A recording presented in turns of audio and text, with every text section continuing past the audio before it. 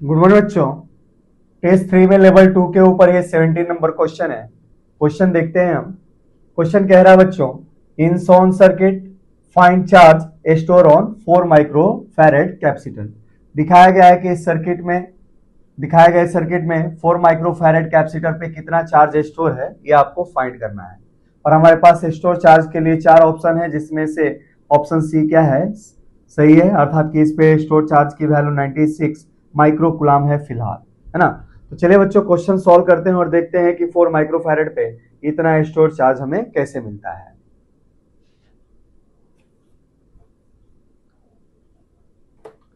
Solution देखें बच्चों, देखें। अच्छा, सॉल्यूशन बनाने के लिए मैंने यहां से शुरुआत किया। मान लो 30 वोल्ट के बैटरी ने करंट आई भेजा, या यूं कहो इस सर्किट ने 30 वोल्ट के बैटरी से करंट क्या विड्रॉ किया, आई। अच्छा, एक करंट आई में से एक करंट टूट गया, इस ब्रांच से क्या गया, I1 के रूप में। अच्छा, इस ब्रांच से करंट कितना गया, I2 के रूप में। अब देखें आप, जब कैपेसिटर किसी भी डीसी नेटवर्क के साथ जुड़ा होता है तो लंबे समय के बाद हमारे पास स्टेडी स्टेट यहां मिल जाता है, और स्टेडी स्टेट में इस ब्रांच से जाने वाली करंट क्या हो जाती है, जीरो हो जाती है। अर्थात कि फिलहाल कैपेसिटर के ब्रांच से कोई भी करंट सर्किट में नहीं जा रहा है, क्योंकि जब तक से कुछ दिया नहीं जाए मान के चलेंगे हम, स्टेडी स्टेट का कंडीशन है, अर्थात कि इससे कोई भी करंट नहीं जा रहा है। अच्छा, ऐसी स्थिति में क्या होगा, तो जो I2 करंट आ रहा है यहां से वो इधर नहीं जाएगा, वो ऐसे चला जाएगा, है ना। ये I2 करंट ऐसे चला जाएगा और I1 I2 मिलके इस 6 से I के रूप में चले जाएंगे, और I क्या होगा, रिटर्न होकर वापस से बैटरी में चला आएगा, क्योंकि बैटरी से जितना पॉजिटिव टर्मिनल से करंट बाहर निकलता है उतना ही नेगेटिव टर्मिनल से एंटर करता है। इस तरीके से हमारा सर्किट तो कंप्लीट हो गया। अच्छा, अब इस पे अगर स्टोर चार्ज चाहिए तो इसके लिए हमें इसके एक्रॉस पोटेंशियल डिफरेंस चाहिए। तो इस कैपेसिटर के एक्रॉस पोटेंशियल डिफरेंस क्या है, पोटेंशियल डिफरेंस है सी और डी के बीच में पोटेंशियल डिफरेंस। और सी और डी के बीच का पोटेंशियल डिफरेंस किसके बराबर माना जा सकता है, तो सी और बी के बीच में पोटेंशियल डिफरेंस प्लस बी और डी के बीच में पोटेंशियल डिफरेंस। तो चलिए बच्चों 1 बाय 1 करके हम ये निकालते हैं। तो पहले तो करंट विड्रॉन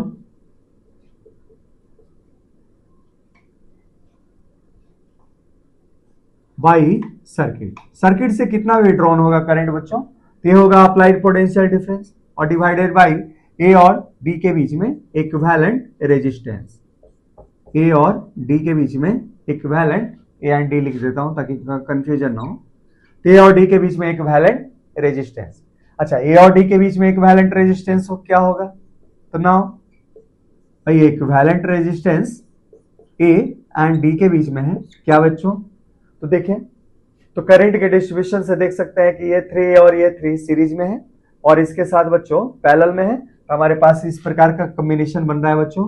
तो 12 ओम का जो रेजिस्टेंस है वो पैरेलल कॉम्बिनेशन में है ना, किसके साथ, तो 3 और 3 के सीरीज के साथ, 3 सीरीज विद 3 है ना।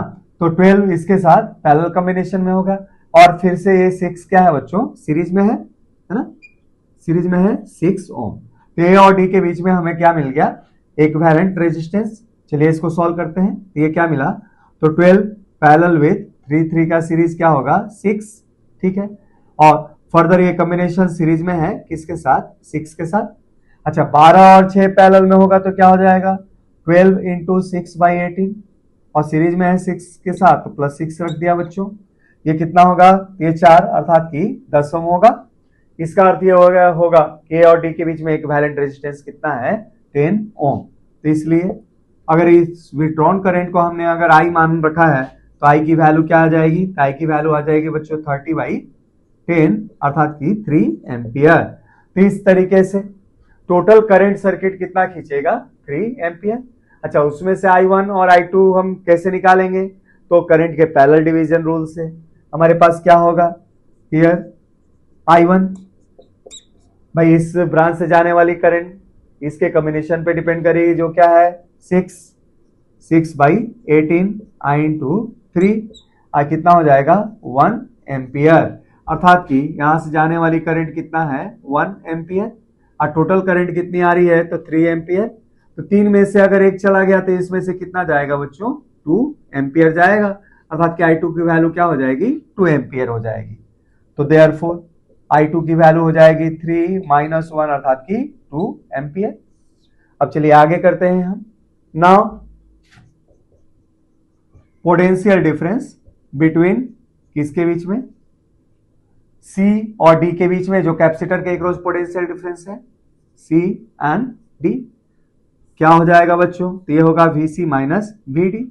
अच्छा ये किसके बराबर है, तो ये बराबर है VC minus VB, VC minus VB plus VB minus VD, VB minus VD।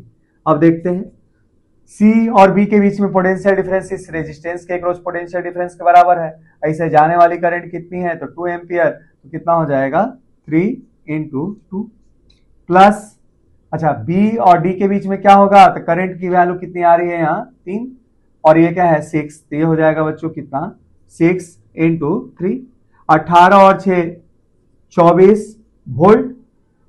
तो इस तरीके से कैपेसिटर के अक्रॉस पोटेंशियल डिफरेंस C और D पॉइंट के बीच में कितना है 24 वोल्ट। तो इसलिए charge on capacitor, charge on capacitor, capacitor पे चार्ज क्या होता है, तो potential difference into capacitance. Potential difference कितना है बच्चों 24, और कैपेसिटेंस की रही बात तो 4 दे रखा है, अर्थात कि 96 माइक्रो कूलम। तो इस तरीके से इस सर्किट में हमारे पास 4 माइक्रोफैरेड कैपेसिटर पे स्टोर चार्ज कितना होगा 96 माइक्रो कूलम। इस क्वेश्चन को देखिएगा बच्चों, प्यारा सा क्वेश्चन है, छोटा सा है लेकिन प्यारा सा है ना। तो जो इस टेक्निक से मैंने बनाया है, इसी टेक्निक से बनाने की आप कोशिश कीजिएगा ऐसे क्वेश्चनों को, स्टडी स्टेट वाले। तो चलिए बच्चों, इस टेस्ट के ऊपर और सारे क्वेश्चन हम सॉल्व करते हैं।